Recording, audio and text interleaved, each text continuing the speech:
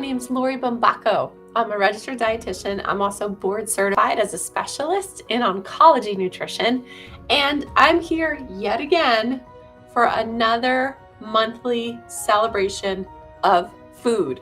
Now this month, I'm going to mix it up a little bit. As you can see, I'm inside my office because I wanted to show you up close and personal some of my creations. In the past, if you haven't noticed, I am in the demo kitchen, but I didn't want to demonstrate recipes today. I just wanted to show you the goodness that I created nice and up and close so that you can see it for yourself. Now, why am I here? So I am presenting on behalf of the Judy Nicholson Kidney Cancer Foundation, and what we have done for the year 2022 is we have selected a food holiday to celebrate for each month of the year. So for June, did you know that June 17th is National Eat Your Vegetables Day? I think it's my favorite by far, so far, right? And if you happen to be interested or have missed our past monthly celebrations, all you have to do is go to Judy Nicholson Kidney Cancer Foundation's YouTube channel, and you could see those recorded videos for each month that we celebrated a food holiday. And even better than that, if you check out the Judy Nicholson Kidney Cancer Foundation's website, you could also access those videos, but see the recipes for all of these delicious and nourishing creations that I am fortunate to be able to present to you all. So why is this my favorite food holiday? Does it have something to do with vegetables? If you guess that, you're correct. So vegetables rank really so highly on the list for cancer protective foods. That's because they're nutrient dense. What that means is that they are packed with a hefty dose of nutrition with a relatively low amount of calories. So we get really 2-for-1 deal out of our vegetables. We get a lot of nutrients, a lot of vitamins and minerals, a lot of special compounds that exert anti-cancer properties because they act like antioxidants. They help to fix our damaged DNA. They also help to spread cancers, to prevent the spread of cancer cells. I mean, this is some pretty special stuff inside vegetables. But they also are low in calories, so that helps us to manage our weight. It's a great 2-for-1 deal. And if you are like most Americans, you might not be eating enough vegetables. So I bet, and I challenge you, that you can do just a little bit more. So did you know that the approach for National Eat Your Vegetables Day is to try to eat a vegetable at every single meal? It's not impossible, I promise. And I'm going to show you some examples today up close so that you can try some of these for yourself.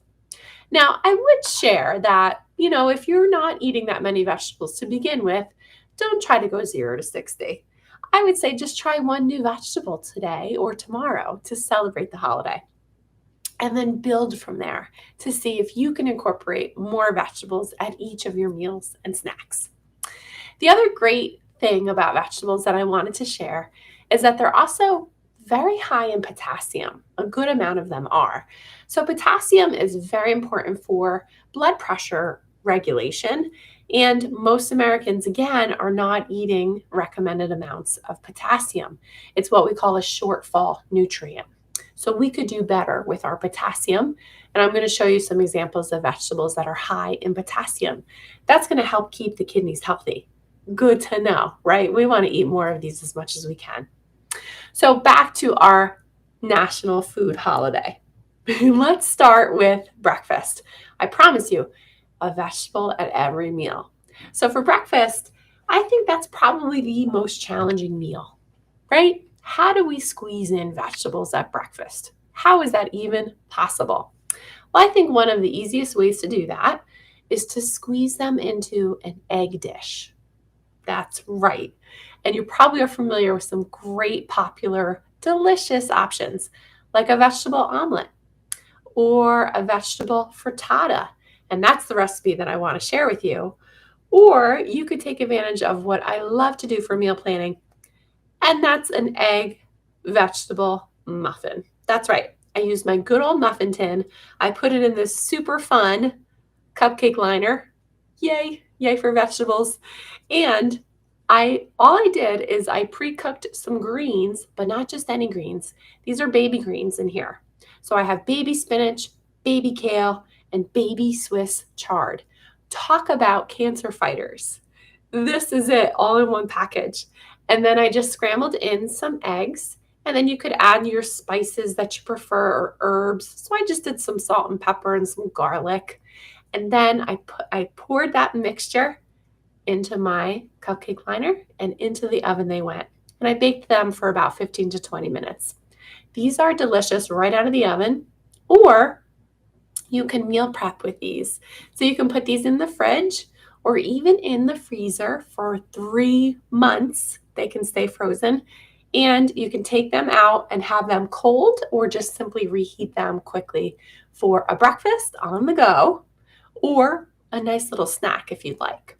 And what I like about this template for a recipe is that you get to customize your ingredients.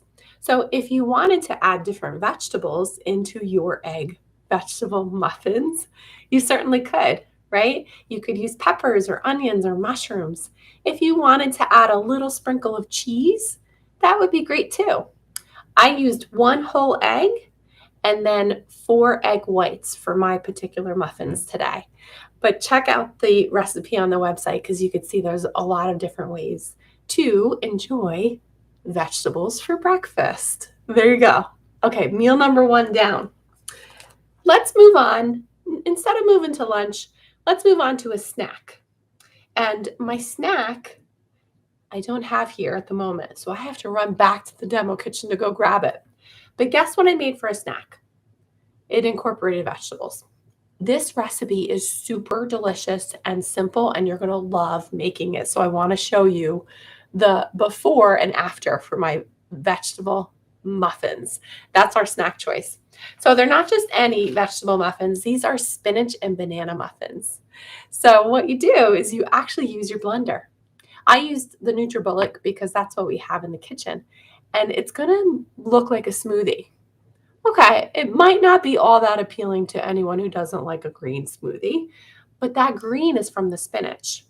And this recipe combines only a handful of ingredients. So inside here, there is an egg, spinach, some oats, some plain Greek yogurt, a banana, and then some applesauce, some baking powder, baking soda. And that's what I poured into my muffin tin to make some spinach and banana muffins. Again, these are great options that you could keep in the fridge for a few days and meal prep for a snack on the go. You're going to eat spinach in a muffin. How great is that? Or you can freeze them and they will last for a few months. They're great warm, or again, you can have them cold. If you like a little touch of sweet, I could imagine adding a few chocolate chips to the top of those muffins too. And that would actually equate with maybe dessert. Vegetables for dessert. I mean, now we're really talking. Okay, so we're going to move on to lunch. And I think one of the most common lunch choices that people share with me that they have a habit of doing is having a deli sandwich. Now, I think we could do better, right? So they're either buying a deli sandwich or they're making something with deli meat at home. So that deli meat is processed. Not the best choice for us, right? Because it's this package of low quality. There's not a lot of nutrition in that deli meat. It's high in sodium. It's high in a type of dietary iron.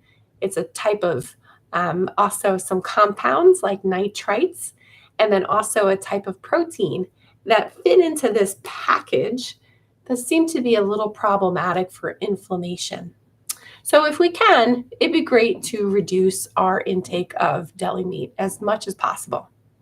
Here and there, it certainly isn't going to harm us. Even the natural deli meats, they don't seem to be any better of a choice. So we want to try to get out of that habit if we can. Now, I would suggest why not incorporate some vegetables for lunch, right? So for lunch, instead of a deli meat, you could make a high protein but vegetable packed sandwich. Or even better, a wrap, because that wrap is going to incorporate some whole wheat and more fiber and less calories, right? Another example of a plant food, even though it's not a vegetable. And I have here a vegetable wrap that I made just now. Ta-da! Doesn't that look so satisfying? So you see these pretty layers in here, and I had to put a toothpick through it so that it would stay, so that I can enjoy this for lunch tomorrow. So all I did is I roasted some really common spring vegetables, late spring vegetables. We have some asparagus and some carrots in there, and I roasted them in the oven. And I will have those for dinner, but I'm going to use some leftover asparagus and carrots in my lunch tomorrow. Talk about simple and easy, right? And then I like to add a little crunch. So I put some bib lettuce and some fresh sliced tomato, but I took this wrap and I started with a layer of hummus. So you can use whatever hummus you like. You can do a flavored hummus if you want to mix it up with different interesting flavors. And then I topped that hummus with hemp seeds. So I know I've talked about hemp seeds before, but here are hemp seeds, and they're super delicious. They sort of have like a sunflower seed flavor, but they're very mild, super high in protein. So if you're looking to get bang for buck out of a plant protein, this is a great option for that. So I toothpicked my little veggie wrap, and I will wrap this in some parchment paper and enjoy that for lunch tomorrow. And it's going to be delicious. It might not make it that far. I might enjoy it right now. And then let's move on next to our final meal where we can enjoy vegetables today. So for most of our choices so far, vegetables have been sort of the center stage. They were like the leading actor or actress. And for that dinner, we're going to mix it up. We're going to have these vegetables be the supporting actress or supporting actor. And I love this time of year because of the weather. It sort of invites more fresh vegetables, more fresh fruit. It's nice and light and refreshing. And so I thought, why not make some veggie kebabs for dinner? And this could be either the main course or it could be, as I mentioned, a side, right? So you could add a protein to these, like some shrimp or some chicken, or even better, maybe some tempeh, and you can make a plant-based kebab. But I used these I actually made them in the oven instead of on the grill because I don't have access to a grill here. But in the oven, you're going to think about that broiler as being the flame on top instead of the grill, which offers the flame on the bottom. So my veggie kebab, it slid down a little bit, but here it is. And what I love about a veggie kebab is that first you're going to take your skewers and you're going to soak them in water so that they don't burn, whether you're using a grill or your oven. And you could, again, layer whatever vegetables you want. I opted for some color. So I used different color bell peppers. And then I also used some zucchini. And I topped it with one of my favorites, corn on the cob. And then I just sprayed it with a little bit of oil and a little bit of salt, pepper, and garlic. And you could flavor this however you want. And there you have it. A nice veggie kebab. But not to be outdone by its little partner, little sidekick, I made some sweet potato fries. So these, talk about potassium. Let's end this on a good note, right? So these sweet potato fries, again, I just sliced nice and thin. I roasted them in the oven for about 20 to 30 minutes, and I used some salt and pepper. I sometimes like to add a little bit of cinnamon on top of my sweet potato fries because it lends a nice sweetness, and it's almost like dessert by making it that way. So we're going to dip these sweet potato fries in a nice little homemade sauce. So all I did is I took my hummus, which I used for my wrap, and I added some garlic and then also some fresh squeezed lemon juice and some lemon zest. And we can dip these fries, which, are already so flavorful, but we can dip them in our nice little side dip, and we're going to enjoy a nice plant-based dinner. I mean, you can't get much better than that in terms of nutrition. So thank you all for watching this this wonderful food holiday that I think is one of the best. I think you're going to really enjoy July's food holiday. I have a hunch. So I can't wait to present that one. And that one I will demonstrate. So I'll be back in the demo kitchen. I'll show you, I'll take you through the steps of how to create a special recipe just in honor of July's food holiday. But hopefully you learned a little more today about vegetables and about their role in nourishing your cancer protective diet. Thank you again for watching, and stay cool and stay hydrated.